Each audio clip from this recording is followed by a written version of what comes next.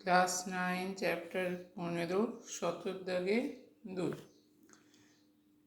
15.3 শতক দাগে 2 একটি রম্বসের একটি বাহুর দৈর্ঘ্য হচ্ছে 6 সেমি।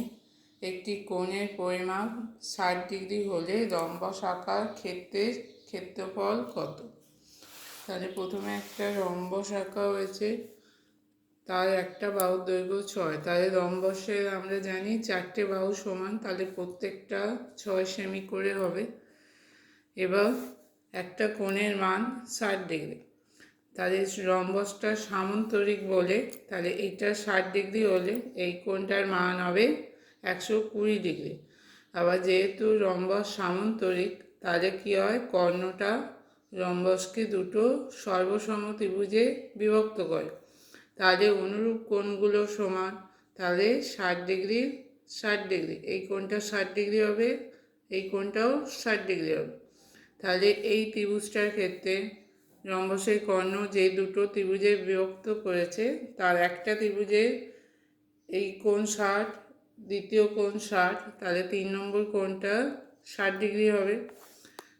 তাদের ত্রিভুজের 3টে কোণের মান 60 ডিগ্রি হলে ত্রিভুজটা কীরকম ত্রিভুজ হয়? সমবাহু ত্রিভুজ। তাহলে এই ত্রিভুজের আর একটা কর্ণের বাহুর দৈর্ঘ্য হচ্ছে 6।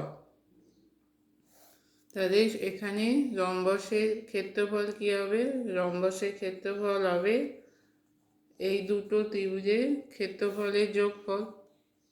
তাহলে আবার দুটো ত্রিভুজের সর্বসম, তাহলে দুটো ত্রিভুজের ক্ষেত্রফল সমান হবে, তাহলে রম্বসের ক্ষেত্রফল হবে 2 ইন্টু একটি ত্রিভুজের ক্ষেত্রফল।